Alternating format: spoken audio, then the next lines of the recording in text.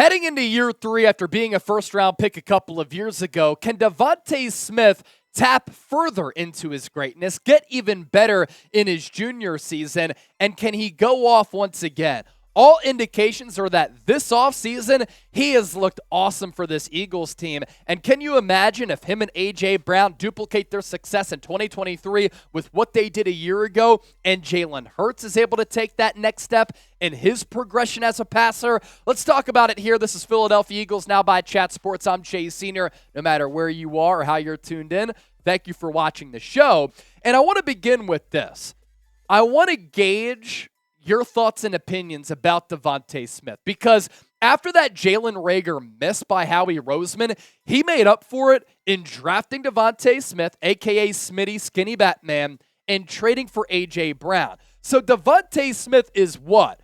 O for overrated, U for underrated, P for properly rated. That is our poll question. That's our pinned comment. Please let us know. So no surprise here, given what we know about DeVonta Smith. This is a guy who works tirelessly at his craft. He loves the game of football, and I love the way that he carries himself. And Smitty is so far impressing this offseason. And how clean does he look in this visor here, which was taken at Eagles OTAs recently?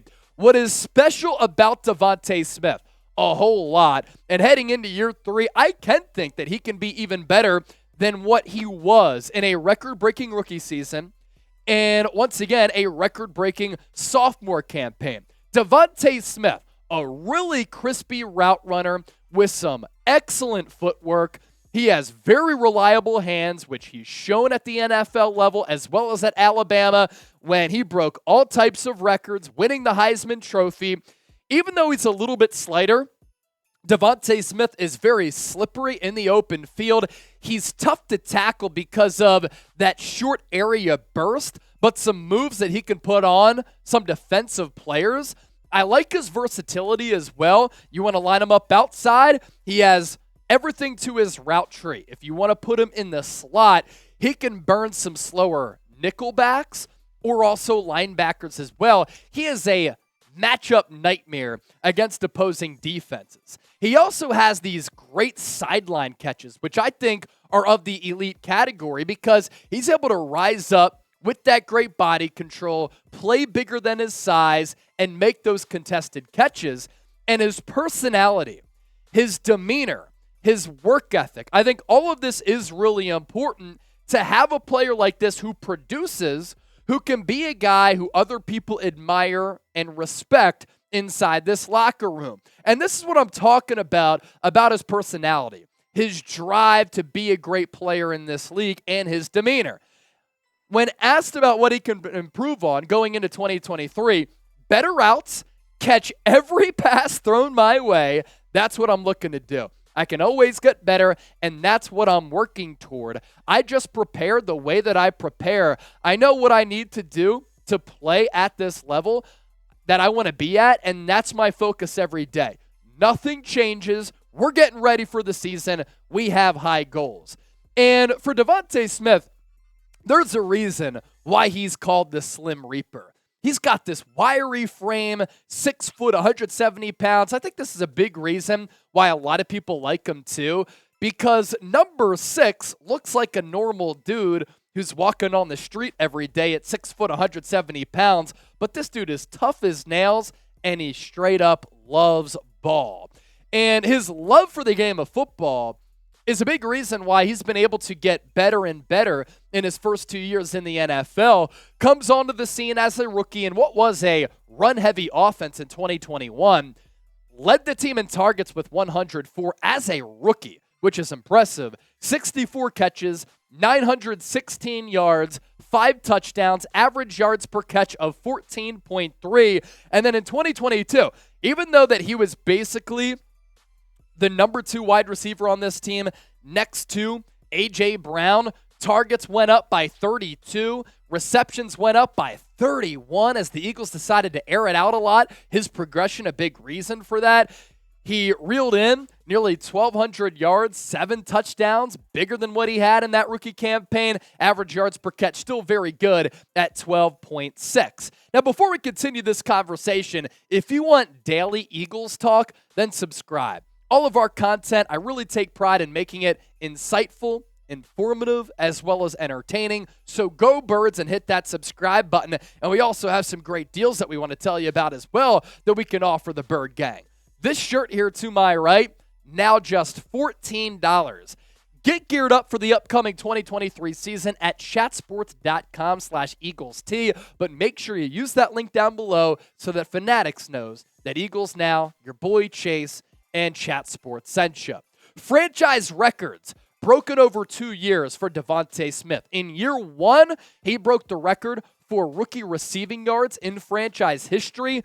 And then in year 2, he broke the record for receptions in a single season. Some people try to discredit what he did in year 1 with an extra game played. Guy was a rookie, right? And still balled out to that magnitude. And then in year 2, we showed you the increase in the amount of receptions he had from year 1 to year 2. I don't care if he did it in 17 games. Like, it's really impressive that the dude had nearly 100 catches as the second wide receiver on this offense. He's impressed me. He's impressed a lot of you. He's impressed his teammates as well. That includes his wide receiver teammate in A.J. Brown. When asked about Smitty, great route runner, dedicated to the craft, and working hard to be the best player that he can be. We work great together, and we work off each other. We want each other to have great success, and I do think we make each other better players. I can't say enough great things about DeVonta Smith and what he does and the way that he approaches the game. And for A.J. Brown, I've called him kind of the closest thing to Terrell Owens that we've seen in an Eagles uniform from a physical stature standpoint. And because he has a little bit of a different game than DeVonta Smith, I do think they complement one another really, really well. And this Eagles wide receiver room going into this upcoming season, I think it once again can be really good. Nick Sirianni, when asked this week about who's impressing him the most this offseason, he did say Quez Watkins. Now, of course, with Quez, that has to translate to the game field because it hasn't, and he hasn't been consistent enough. But him as a burner and a vertical threat, that can only help out A.J. Brown and DeVonta Smith. That's why I'm rooting for Quez Watkins' ascent. For DeVonta Smith, and you think about this Eagles culture, right? Having fearless and hardworking players who are also really, really good players who produce is really big for the culture. It's one thing for a guy on the periphery of this roster to battle for a roster spot, work really hard, stay after practice. But if you know deep down that that player isn't that critical to the success, that's one thing. But if you see a guy like DeVonta Smith, who's set records in his first 2 years, continue to sharpen his toolbox and hone his craft, other players see that and they say, you know what? I have to start getting after it. I have to do more grinding and hustling. I have to have the devotion to my craft that DeVonta Smith has had, and those types of things trickle out to the rest of the roster. And I also think it's really important to surround Jalen Hurts with legitimate weapons to help elevate his game and make him a better quarterback, especially before that large contract comes into play. And having A.J. Brown, DeVonta Smith, Dallas Goedert, best offensive line, and a really good running back room, that only helps Hurts be a better player, which then helps this organization, and it gives us as fans something else to cheer about. And I don't think Hurts in 2022 has the season that he has without the great core of talent on this team. 306 of 460 passing the ball, 66.5% on his completion percentage. The deep ball accuracy was really good. Having Brown and Smitty certainly helps that. 22-6 was the touchdown to interception ratio. Yards per attempt at 8.